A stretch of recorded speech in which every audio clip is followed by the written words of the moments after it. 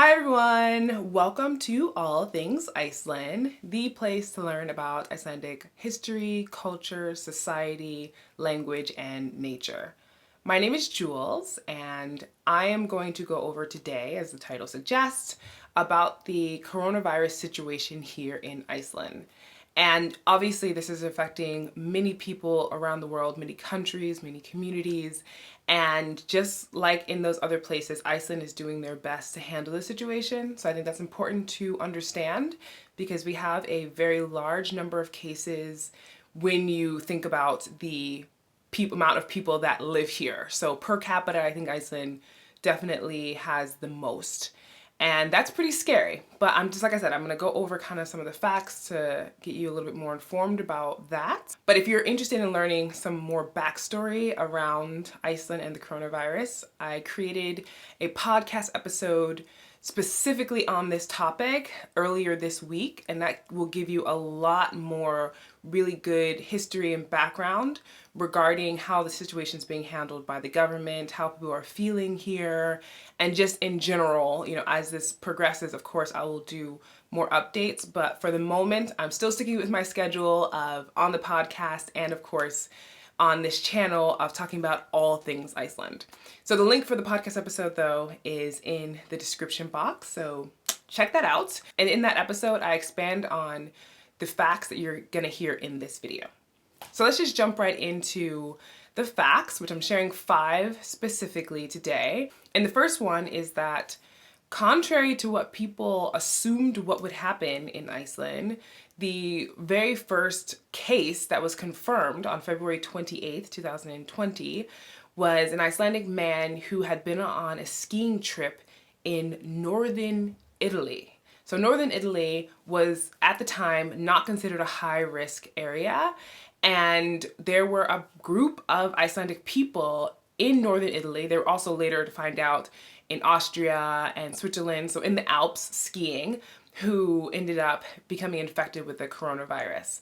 And this individual, this man who ended up being confirmed, shocked people because it was like, holy crap, this really did spread, and people had no idea that it had gotten, of course, to the Alps and was affecting people there, and they were then branching off and going back to their different countries, Iceland included, in that spreading. So a lot of the cases to begin with in Iceland that were confirmed with the virus were a part of this group that had gone to some skiing vacation, and when they came back, they were put into quarantine once it found out about this guy, and it kind of snowballed. But then other people that were in contact with them, they're trying to trace steps, essentially, the police and, healthcare workers trace steps, and anyone who came into contact with them would then be put into quarantine. So many people have been put into quarantine, but things are shifting in terms of it's not just, of course, stayed within those groups. There's been transmission to others. But just the initial place where it came from wasn't like directly from China or from, at the time, what was listed as a high risk area. So that's kind of really important to know, and also something that surprised everybody. The second is that recently there was a ban put in place on gatherings of over 100 people. So of course, conferences, meetings, individuals in, the cinema or going to live theater, in a company. Like after the United States put their ban on Europeans being able to travel to the US, then it ended up being, and of course the amount of cases increasing in Iceland, then this ban came into place last weekend. So this has been something, though, that of course is necessary and totally understand, because it's super easy to transmit in large groups. On the other hand, though, many restaurants are still open. There are some schools that are open. There are some bars. So it's not been that everything has shut down, which some people argue that it should be the case, but people are taking definitely more precaution. Some restaurants are doing like just delivery or whatever else, but some others have taken into account to have the 2 meters space in between parties of, customers that come into their place. But yeah, it's been a very interesting and strange time. And this ban, I think just in general, made people feel like, let me just stay home, period. So there's a lot less people on the streets. There are a lot less there's a lot less traffic. There's just a lot less motion in general, which of course feels really strange. And Reykjavik, in comparison to a lot of other places, is such a small city. So to not have that many people around is bizarre for sure. So for number 3, I'm gonna go into some stats. And just know I'm filming this on March 18th at around 3:30 in the afternoon. So this is possible when I upload this. So I'm trying to do as quickly as possible, that it might be outdated information just that quickly, because cases have jumped a lot sometimes overnight.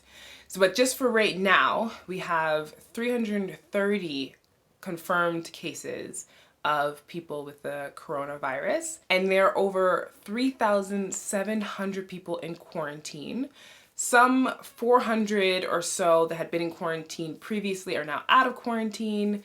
There are 3 people in the hospital, and one of those people in the hospital is in intensive care. So the strange thing though is that the one death in Iceland that might be potentially linked to coronavirus is a tourist.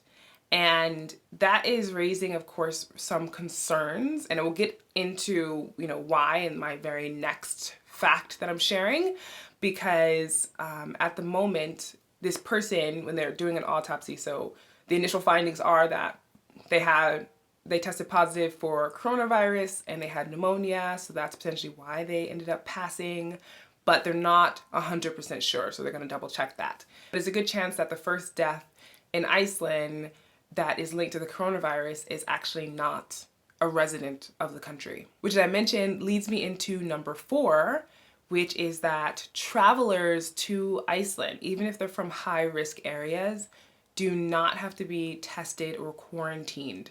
And this is something that is really hard for me to hear, because I just believe that, especially if you're coming from a high-risk area, you should be quarantined. I know that might be really expensive for that individual, but the possibility of spreading the virus is so high at the moment if you come in contact with different people. I mean, I know everyone's trying to do their best with social distancing, but the government at the moment is welcoming tourists and just saying, make sure you wash your hands and practice social distancing. But I just feel like it's really risky. However, the government did decide yesterday, or maybe this day before, that any resident of Iceland, if they're coming from abroad now, they have to, whether it's a high-risk area or not, they have to be quarantined for at least 2 weeks. So there's this kind of like residents of Iceland being quarantined if they're coming from abroad. Travelers can come from abroad, even from a high-risk area, potentially have coronavirus and can travel freely around Iceland. I don't know. It's like I said, it's worrying to me. I've heard some other people share their concerns, and I totally get it. I really wish that they would change that rule. I'm just gonna put that out there. That would be my hope. It would be either to stop people from coming in right now, or make it so they have to be quarantined, because other countries are putting that into place, and I think it's a safety precaution that is necessary, considering all the circumstances. And as I just talked about before, the first person to die who has the coronavirus in Iceland is a tourist. So number 5 is that the government has definitely been diligent when it comes to transparency around the number of cases. They've been having press conferences almost daily, probably I think daily, around what's happening, and they've just been really open about all of the tactics that they're using, about their thoughts around people asking, how come there's not a ban on, gatherings or whatever else when that wasn't in place. So I do appreciate that a lot. They also created a website, covid.is, and I'll have a link to that in the show notes, and it's in English and Icelandic so that people can stay informed. And there they put up information about how many cases there are, how many are in quarantine, how many, and are in the hospital. They also have like charts there, which I just find all of this really interesting. They also have charts there that show where in the country the infections are. So most of them are in the south, in the Reykjavik area. And I just really think that is great. It's a lot of really good information, and it's helpful to someone like me who is just constantly trying to make sure that I'm informed. All of us want to make sure that we stay informed, so I appreciate the Icelandic government doing that. And they've also vouched to help businesses and individuals that are in quarantine, in order to kind of get through this time. And on top of that, so this is not a government related thing, but Decode Genetics, which is a pioneering genetics research laboratory that is Icelandic and that it was started here and based here, has been helping the National Hospital, Landspítali, with testing individuals in order to see if they're positive, but also try to figure out how the virus is mutating and if there's anything they can do to help with that. So super helpful things, also things that, are worrying people. Most of all though, everybody here is just trying to keep upbeat, trying to keep busy or at least entertained. They've got sometimes kids at home, or they have, people who have to work from home, and that's not something that they're normally used to. And of course, just the worry about potentially catching this virus or their loved ones catching it. And all of us, though, like I said, are in the same boat, and hopefully we can just be supportive of each other and keep each other in high spirits as we are going through this tough time as a planet. So, I just hope that you are keeping safe and that this information was helpful to you. If it was, please give it a thumbs up. Please share it with people who you think this information might be useful for them to know. Any of the links that I mentioned, including the website about the information about coronavirus in Iceland, will be in the description box, and the podcast episode on All Things Iceland that I did this week will be there too. So check both of those out so you can just be more informed around all this information if that's something that interests you. So thank you for watching, and I will see you